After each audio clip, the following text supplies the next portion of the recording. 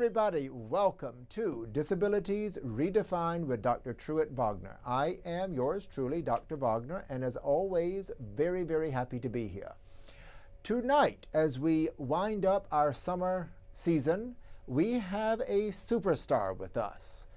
We have Miss Wheelchair USA. Hello, Heather. Hi, thank you so much for having me. Heather Tomko, everybody. Miss Wheelchair USA. We are so excited you're here. Thank you. I'm very excited to be here. So, Heather, now you are in Pittsburgh now, but now, where was the actual pageant? It was in Stowe, Ohio. It's a little community outside of Akron. Where the headquarters of the foundation is. That's the brains behind the Miss Wheelchair USA pageant. Right. Okay. All right. So now, as we were just speaking, just to give somebody now we're going to speak about Miss Wheelchair USA, but first we want to speak about some things going on in your life other than that, because you do have a very interesting life. Other than being a beauty queen and representing the country, believe it or not. I don't know how you fit time in to do everything, but somehow you do. Okay, but now where did you go to college? So I did my undergrad at Carnegie Mellon, where I studied mechanical and biomedical engineering. Okay, that's Carnegie Mellon. Wow. Yeah. Wow, you were a good student then. It was definitely challenging academically, but I really enjoyed it and I learned a lot while I was there. Right. And now you said your major was... I did a double major in biomedical and mechanical engineering. Excellent. And what was your favorite thing about school? Now, did you live on campus or did you commute? What was your setup there? I did live on campus. I can't imagine surviving the 4 years not living on campus. Right. CMU just has such a sense of community, so it would have been a very different experience if I hadn't lived there. And that was actually my first time living away from home and having anyone other than my mom be my caregiver. So that was a really new experience for me, but something I'm very, very glad I was able to do. Absolutely. Yes. And how many years ago, if you don't mind me asking, how many years ago was that? I graduated college in 2010. Okay. And then after you graduated college, and thank you for sharing that with us. And quickly, because this is not the end of the interview, I'm going to go out of sequence right now, because what advice do you have while we're speaking of college? And I'm glad you shared that with us. What advice do you have for students perhaps who are disabled that do want to go to college and live on campus? Because it worked out very nicely for you. And a double major in the area of engineering was not an easy thing to go through either. Yeah. So quickly, and what advice would you have for students that are disabled that would like to go and live on campus? I have two big suggestions. And the first is to definitely tour the campus beforehand, because for as accommodating as any university may or may not be, if the geography isn't easy, they can only do so much. And I really like that CMU was a fairly compact campus. I could walk to everything from my dorm, and so that made a huge difference. And then the second is to find the disabilities office or whatever the appropriate office on campus is, and to talk to them, a few months before you start. Because I had absolutely no idea what to do going into it. I had never done anything like living away. And they were, at Carnegie Mellon, they were very good at being accommodating and really letting me know what my options were and what they could do to make it easier for me while I lived there. So ask questions and talk to people. Well, I think that's very, very good advice. You know, I work as the career counselor. I'm a CUNY Leads counselor, Leads, Linking Employment, Academic, and Disability Services. Within the city, very interesting. yes, within the City University of New York. I work at York College. And of course, I do this talk show, which I love to do, and I'm very much an advocate of the disabilities communities all throughout America and obviously New York City. But I think you hit on two very good and almost necessary factors there, the geography as well as the Center for Students with Disabilities. Right. Yes, yes. I want to use the word, I use the word good, but I also want to use the word necessary because, yes, I think that that's necessary. So thank you very much for sharing that. And most Center for Students with Disabilities are very, very knowledgeable and eager to help. Yes, and when I was at Carnegie Mellon, the director of that center was actually a man in a wheelchair himself. So he really had a very firsthand understanding of what it was like, and that definitely helped me. Yes, that is also a very good point.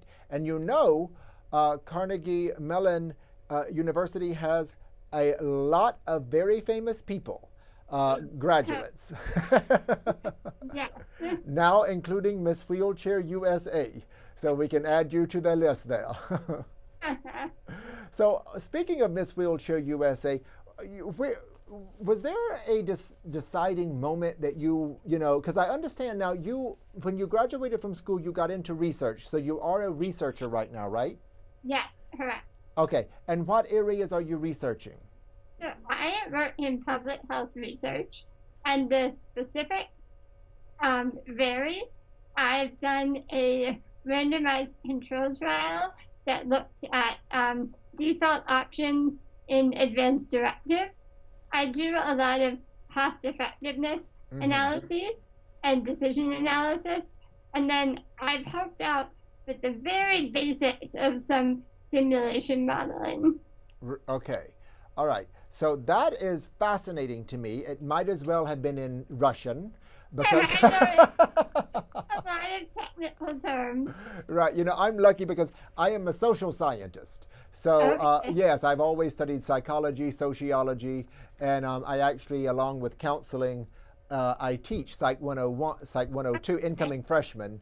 So, you know, when we speak about psychology, sociology, a lot of terminology can transfer into layman's terms. But, you know, research in the field of engineering, perhaps biochemistry, we're kind of lost on that matter. But anyway, so, but, you know, it's very interesting that you, okay, so let me just put it out there. When did you decide to become a beauty queen? So actually, only earlier this year, my friend from college found out about this online and emailed it to me and said that I had to do it. And I particularly really liked the aspect that there was a focus on having a platform and an issue that you wanted to address during your time. Because I've, in the last year or so, started getting more involved in formal advocacy. Yes. And this seems like the perfect timing for me to do this. Excellent. Wonderful. And it worked out. It did. I'm very happy to say that it did. Yeah. But now, you went into Miss Wheelchair USA, the Miss Wheelchair USA pageant as Miss, now, is it 50 states? What? Just tell the audience, I know already because I've done a good bit of homework on you, but tell the audience you were representing a state. Correct. So I was representing Pennsylvania. I was Miss Wheelchair Pennsylvania, but not every state had a representative. Some were regions like the Gulf Coast or the Southeast or the Southwest. So at the pageant itself, there were 10 women competing. Oh, that's interesting. Well, I spoke with, is it Lowry from, yes. Yeah. Yes, and we're going to do our best to get her on the show Oh, good. next month, because I am so interested in this pageant. I think it is. I think it's one of the best things I have learned about since doing this show, for the reasons why you say, because of the platform factor.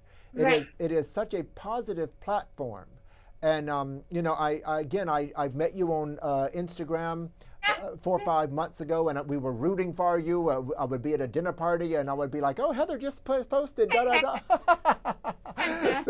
So you had a fan base here in New York City, yeah. What about disabilities and pop culture in general? Now, when I say pop culture, I'm obviously speaking of the media in all aspects, whether it be movies, TV, you know, journalism, fashion. We are making some progress, but I think we have a good bit to go. Yeah, and so that's one question on, and there's a few sub questions, but disabilities within pop culture. Can you tackle that for me? Sure. So I will start by saying I love pop culture. I love TV. I love magazines. I love movies. I am all in. So I would really love to see more disability representation, and I get very excited when I do see any. So I'm a huge Broadway fan, and a few years ago now, they did a Deaf West production of Spring Awakening. Mm-hmm. They had the first woman in a wheelchair to be on Broadway. Yes. And I thought that was incredible, and just something that we need to see more of. And there's also an actress, Shannon DeVito. Yes. I have connected with on Twitter, and she actually has the same diagnosis, spinal muscular atrophy, yes. that I have. So seeing her on TV, and I've seen her in the show Difficult People, yes, where her character is just a person, and her wheelchair is just treated as any other part of her and isn't the focus of the role. I think that's so important.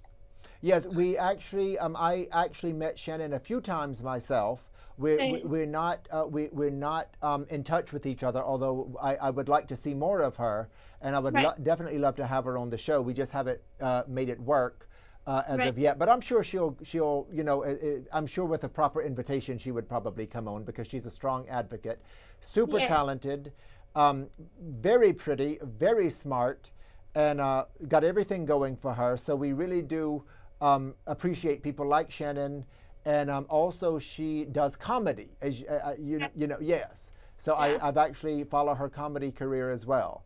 So absolutely, I'm right along with you on that matter. The more disabilities representation in pop culture on any level, I think is a very good thing.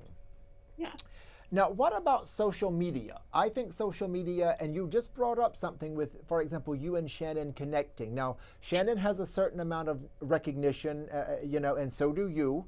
So you two are, you know, somewhat recognizable and famous, but not everybody is that way.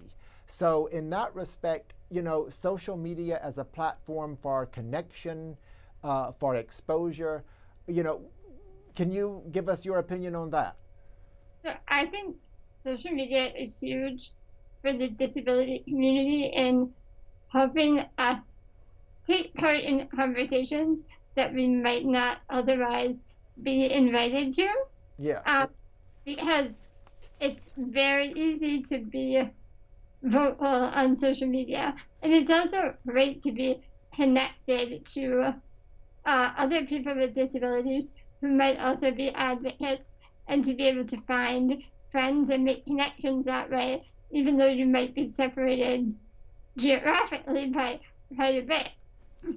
I think the one problem with social media is that sometimes it's very hard to have that kind of conversations that need to happen in 140 characters.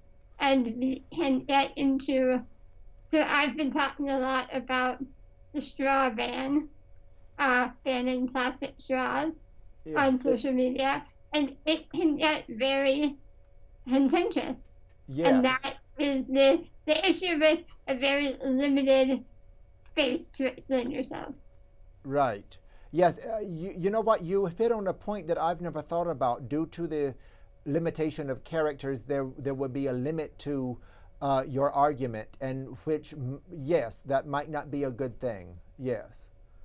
But I think it's still doing, the benefits still outweigh the negatives. Yes, absolutely. To really drive conversations ahead that might not otherwise happen. Very, very good points. Thank you so much. And finally, do you consider yourself to be a role model? That's a rough one. I would love to be a role model. I don't know that I personally consider myself one right now. I think that's something that's hard to realize when you're in the middle of it. Mm-hmm. But I would be absolutely honored if someone did think of me as one. Well, I think you should be honored then, because I definitely think of you as a role model. Thank you.